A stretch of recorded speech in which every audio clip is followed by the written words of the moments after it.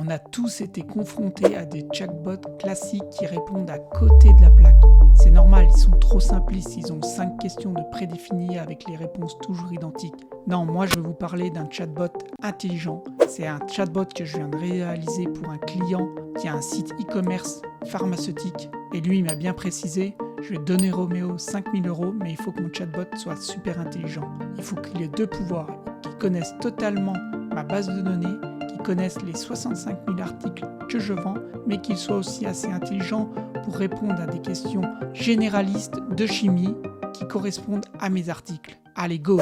Alors, comment moi j'ai fait ça? Moi, j'ai utilisé N8N. C'est un outil d'automatisation super puissant et super pratique. Et j'ai fait appel à Supabase et sa nouvelle fonction de recherche hybride qui permet de mélanger 2 types de données. Et c'est super pratique et on va le faire ensemble, pas à pas, dans cette vidéo. Par exemple, si l'utilisateur part une question un petit peu généraliste, que me conseillez-vous comme vêtements chauds pour aller à la montagne? Donc là, il y a la recherche par signification, et ça c'est la bonne réponse, c'est-à-dire qu'on lui conseille de mettre un pull, de mettre une écharpe, des bonnets, et là on peut lui présenter différents articles, dans le cas d'un site de e-commerce d'articles de sport. Mais il ne faut pas que ce soit une recherche par mots-clés, où on présente tout ce qui correspond à chaud, à montagne ou à vêtements. Comprenez? Et par contre, si c'est le cas opposé où l'utilisateur arrive avec une question très précise, je veux un pull rouge XL en laine, là il faut tout de suite le rediriger vers l'article à 99 € parce que là il attend une réponse très précise. Et là on ne va pas lui faire des réponses par signification du style je vais vous présenter les pulls verts, le t-shirt XL, etc. Et comment on arrive à faire cela? Et bien c'est la grosse puissance et ce qui va être dévoilé dans cette vidéo que vous allez pouvoir recopier en totalité gratuitement, c'est la recherche hybride de Supabase. La petite partie compliquée, ça va être bien de copier-coller la documentation, comme je vais vous le montrer pas à pas, pour qu'on ait cette puissance de recherche hybride, c'est-à-dire c'est le moteur Supabase qui va décider quoi regarder. Est-ce que c'est une recherche par mots-clés ou pas? Et voilà, il va tout gérer. Donc tout ça, on va le faire ensemble. Et bien sûr, tout ça sera depuis un workflow N8N. Voici le workflow terminé. Une partie pour insérer les données dans Supabase et le chatbot qui est ici désactivé, qu'on activera. Et surtout, il va faire appel à la recherche hybride. Donc déjà, le plus important, c'est d'aller dans Supabase. Donc vous vous connectez à Supabase, c'est gratuit. Vous créez un nouveau projet, si vous n'en avez pas. Moi, je vais prendre celui-là, formation. Voilà. Donc là, regardez, moi j'ai l'onglet, je ne suis pas super fort, je suis la documentation Supabase. Donc, qu'est-ce qu'elle nous conseille pour l'hybrid search? Donc, c'est déjà de créer une table document. Donc, je copie ces lignes-là. Sur le côté, vous voyez, il y a SQL Editor. Ça permet de faire des requêtes. Donc, je colle. Donc là, on s'apprête à créer une table document avec 3 colonnes. C'est très important. La colonne Content, donc c'est vraiment du texte pur. La colonne FTS, ça s'appelle du Full Text Search, FTS. Important à se rappeler, c'est pour ce qui va nous permettre les recherches par mots-clés, comme je veux le pull XL en laine. Et Embeddings, ça c'est la vectorisation, c'est-à-dire que là ça va être pour la recherche par signification.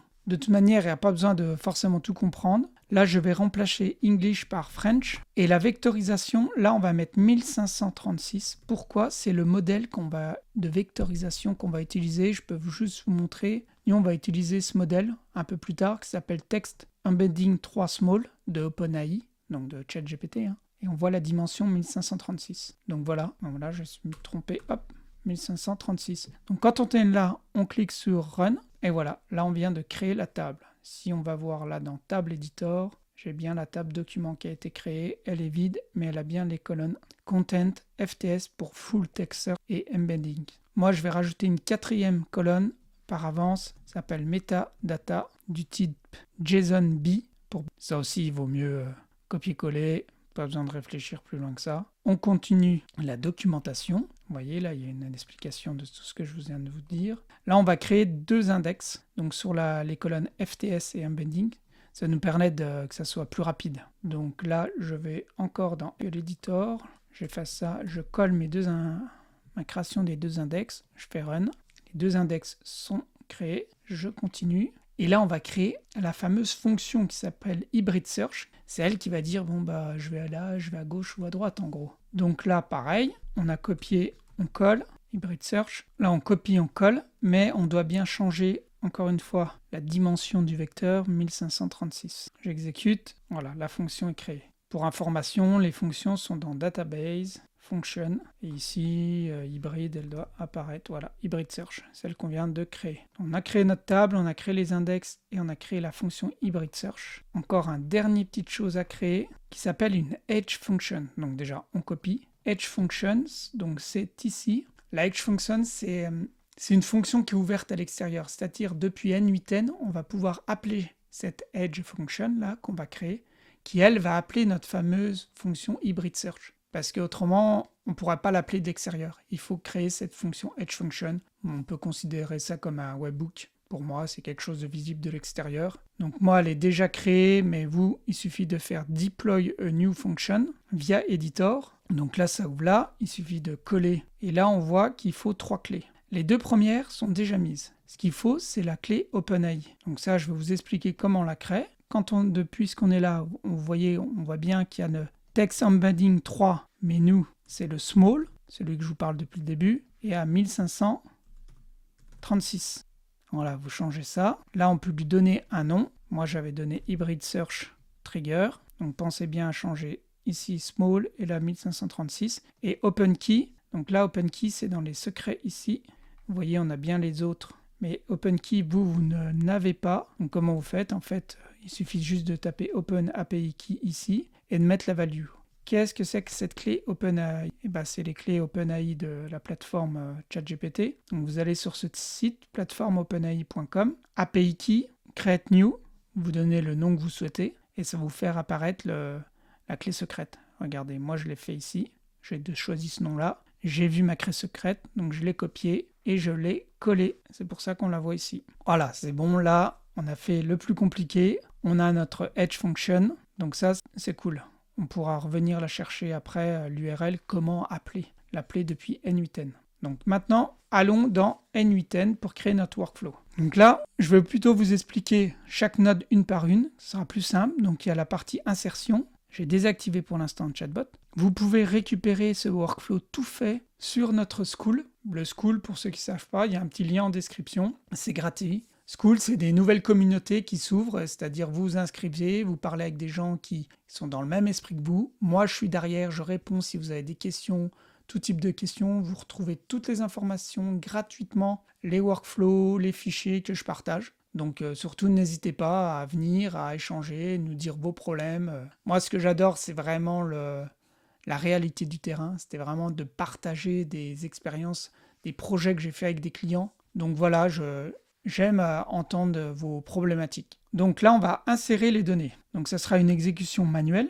Donc on va aller télécharger les documents. Pour moi, ils sont sur un Google Drive stock. Pour ceux, je rappelle ceux qui ne savent pas comment connecter un Google Drive quand ils font New Credential. Il y a 2 champs où il faut aller chercher le Client ID et le Client Secret. À chaque fois, on se dit comment on fait. Moi, je dis tout le temps Open Docs. La documentation, elle est là. Et c'est toujours le même délire, on va dire.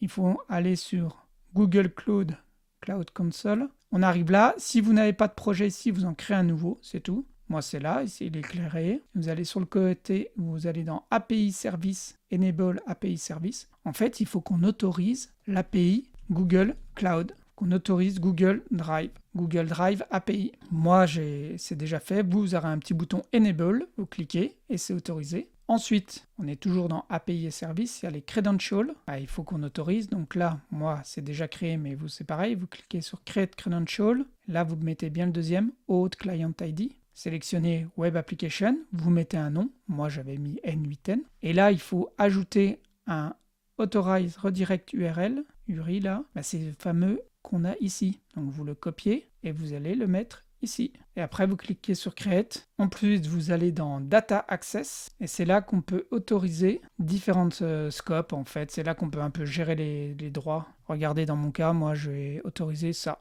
Donc voilà, vous réécrivez les mêmes choses. Et ça les ajoute. Et c'est parti. Ensuite, quand vous avez bien autorisé ça, il faut copier le Client ID ici. Copier. Client ID et le Client Secret. Et vous allez les mettre ici, Client ID et Client Secret. Donc quand vous avez réglé votre problème de credential, vous êtes là, vous êtes connecté, là maintenant vous pouvez accéder par exemple à votre fichier qui est dans votre drive. Moi, il s'appelle stock.csv. Je vous montre, il est là. C'est un fichier client. Là, j'ai laissé que 500 lignes avec tous les articles, avec des descriptions, des liens vers les articles sur le site internet, et par exemple des thermomètres, des fioles, des seringues. Donc là, on va exécuter, ça va télécharger le fichier CSV. Là, je vais faire une extraction. C'est une note toute simple, extract from CSV, qui va transformer ce fichier en données texte, qu'on va passer à la Supabase Vector Store. Alors, Supabase Vector Store, vous rajoutez depuis ici Vector Store, vous leur rajoutez la note ici. Ici, il faut un compte Supabase. C'est pareil, comment on fait? Il faut juste une seule chose, c'est un service role secret. Donc là, vous allez sur Supabase, tout en bas dans Project Settings, cliquez. Sur le côté, là, il y a API Keys. Et là, il y a Service Role Secret. Vous voyez, il faut cliquer sur Reveal pour voir, révéler. Et puis, vous allez copier ça. Vous copiez ça ici. Vous aurez ainsi votre accès. Donc après, vous sélectionnez la table. Nous, c'est bien la table document. On laisse par 200. Voilà. Là, j'ai mis l'embedding OpenAI. Donc, j'ai bien mis le texte embedding 3 small. Ce que je vous répète depuis le début. Donc, embedding, voilà, OpenAI. Là, j'ai mis un default data loader. Par contre, j'ai sélectionné custom au lieu de simple, comme c'était par défaut. Ce qui nous permet de rajouter un caractère text splitter avec les paramètres par défaut. C'est ce qui va découper, c'est vraiment l'effet vectorisation. On transforme des données en vecteurs, c'est-à-dire en gros en nombres. Et tout ça est fait par un OpenAI. Donc quand on est là, moi j'ai bien désactivé ici, donc j'exécute le workflow. Voilà, c'est en cours. On va chercher mon fichier. Il l'a lu, il a récupéré 485 items. Et là, c'est parti mon kiki. Il est en train de les insérer dans la base Supabase. Je pense qu'on peut regarder en même temps. Voilà, regardez, il y en a déjà 1000. Donc il y a bien du texte là, c'est un peu de la description. Full text search, bon ça c'est un petit peu sa sauce. Et embeddings, embedding c'est vraiment des vecteurs. Et metadata. Metadata, ça sera surtout utile quand on va rajouter d'autres types de documents, des documents de style texte, comme j'en ai préparé un ici, par exemple, que j'ai généré, c'est tout et faux. Conditions d'expédition mondiale, les conditions comment on expédie, quels sont les frais de douane, etc., retour. Là, vous pouvez mettre beaucoup de documents. Là, je parle d'expédition, mais ça peut être comment mélanger de l'acide avec telle chose, plein de documents spécifiques privés, justement. Et là, vous rendez ce chatbot unique. C'est pas un chatbot comme ChatGPT. Là, il y aura des données privées. Non seulement il aura vos données privées de texte, il aura tous vos stocks. Donc, il pourra apporter des réponses précises aux clients. Donc, c'est en train de tourner. Donc là, on va passer à la partie chatbot. Donc, la node chatbot, classique. Un agent IA. Donc là, ce qu'il va falloir travailler, donc ça c'est par défaut, mais surtout le system message. Là, c'est là-dessus qu'il va falloir travailler. Pour vous, moi j'ai dit Superlabo. Tu es un assistant virtuel sur le site web de Superlabo. Ton rôle est double. Répondre de manière claire, professionnelle aux questions techniques des clients sur la chimie et orienter systématiquement les clients vers les produits de notre catalogue en ligne pour répondre à leurs besoins. Tout ça, vraiment, ça peut s'adapter. Surtout, tu as accès aux tools contenant les articles de notre boutique, nom, description, URL. Lorsque tu proposes un article, tu dois toujours inclure son URL. Donc voilà, le prompt là, c'est mon prompt, mais je pense qu'il faut vraiment encore le travailler. Il faut vraiment lui indiquer qu'il va avoir des outils. Et c'est ce qu'on va voir juste après. Donc là, quand vous faites plus, vous pouvez rajouter des outils, donc des super pouvoirs à cet agent IA. C'est pas un simple agent IA qu'on fait un prompt dans le ChatGPT. Non, lui, il a cette recherche hybride. Donc là, c'est une HTTP Request Tool. Voilà, moi il est ici, mais peut-être que vous allez devoir le taper. HTTP Request Tool. Quand on clique sur le plus, il y a les tools qui se présentent. Comment ça se passe? Make un HTTP request. Bon, ça c'était déjà mis par défaut vu que c'est en anglais. Donc là, il faut lui mettre l'URL de notre fameux, ce qui s'appelle Edge Function, notre accès à la base. Il faut qu'on lui donne ces petits accès à l'agent IA. Donc là, on va dans Edge Function. Là, c'est ce qu'on a créé. Voilà, on a notre fonction. On double-clique dans Détails. Vous voyez, il y a l'URL, mais surtout qu'on voit qu'il y a ces URL. Ça, c'est cool. Parce qu'on copie ça. On arrive ici, on ouvre Import CURL. En fait, ça va juste nous remplir tous les champs par défaut. Tac. Ça a été mettre ça. Ça a été mettre hybride, authorization. Bon, ça a mis tout ce qu'il nous fallait. Name et function. Donc là, par contre, il y a un petit changement à faire. Il faut mettre ici query à la place de name. C'est parce que nous, c'est ce que notre Edge Function attend. Elle attend, regardez, Edge Function, bon, c'est dans la doc. Elle attend query. Bon, c'est la petite modification. Et la valeur, nous, ça sera on va laisser faire l'agent. C'est le modèle qui va définir la requête en fait. C'est l'agent qui va se servir de cet outil. Donc c'est lui qui va décider qu'est-ce qui va lui passer comme question à l'outil. Voilà. Là, vous pouvez rajouter une simple mémoire. C'est la chose par défaut. La longueur ici, c'est combien d'allers-retours, combien de votre conversation vous allez pouvoir poser des questions. Moi, je laisse par défaut 5. Et l'agent, moi, j'ai mis ChatGPT 4.1.mini. Vous pouvez mettre maintenant, il y a le ChatGPT 5. C'est vous qui choisissez. Ça, il faut analyser le tarif. Et donc là, moi, je viens de désactiver donc ces nodes-là pour pouvoir tester mon agent. Bonjour. Déjà, il me répond. Comment puis-je vous aider aujourd'hui avec vos besoins en chimie au laboratoire? Donc là, il a déjà quand même compris mon prompt. Avez-vous des pipettes à vendre? Et là, on voit bien qu'il va aller utiliser l'outil, parce que là, j'ai posé une petite question donc sur les produits en vente. Il prépare sa réponse d'une manière humaine. Oui, nous avons plusieurs micro-pipettes disponibles à la vente, et là, il me précise différents modèles. Donc voilà, après, vous pouvez commander ici en cliquant là, etc. Donc après, vraiment, c'est dans le prompt, pour vous, pour votre client, qu'il faut adapter, voire lui dire de présenter peut-être des images à chaque fois, si vous en avez, le lien direct, etc.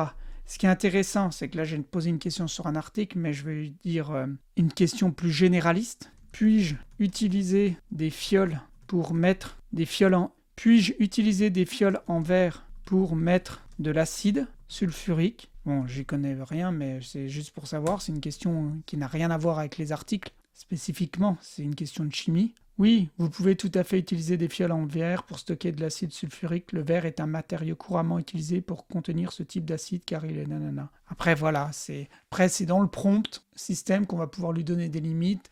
Dans quelles conditions il ne faut pas répondre, si on lui parle de créer une bombe nucléaire, etc. Voilà, ça c'est tout le prompt, c'est toute l'ingénierie qui va se jouer dans le prompt. Mais vous voyez la puissance de la recherche hybride. On a réussi à faire 2 types de recherche, soit des articles pour vendre. Donc là, ça devient un super vendeur qui est capable de vendre des produits. Il a accès déjà à l'ordinateur avec chaque vendeur qui regarde s'il y en a encore en stock, etc. Lui, il connaît déjà tous les articles. Et on peut lui poser des questions généralistes, même sur la boîte. Est-ce que vous expédiez dans le monde? Quels sont les délais? Etc. Qu'on oublie de préciser à chaque fois, mais c'est que ce chat-là, on l'a testé en mode test, mais le but, c'est de le voir sur votre site internet. Donc si on retourne dans le workflow, là, il faut bien activer. On double-clique ici. Vous voyez une URL ici, que vous pouvez copier en cliquant, c'est tout. Bien cocher Make Chat Publicity Hosted Chat. Et donc, si j'ai bien copié l'URL, là, je colle. Voilà, là, on a le chat dans une page. Vous voyez, là, c'est écrit un peu en anglais et tout, mais en gros, il va répondre aux mêmes questions. Comment, après, vous allez me dire, comment régler? Eh bien, c'est ici, le ISER, mon nom, cher client, des choses comme ça. Bonjour client, comment puis-je vous aider? Donc voilà, c'est ici qu'on peut modifier, par exemple, le message initial. Comment puis-je vous aider? Je rafraîchis la page. Voilà, bonjour client, comment puis-je vous aider? Vous allez me dire le header, il est toujours en anglais. Et bien là, c'est pareil, c'est ici que l'on peut modifier le titre et le sous-titre. Le titre et le sous-titre que vous pouvez choisir. Bienvenue, sous-titre.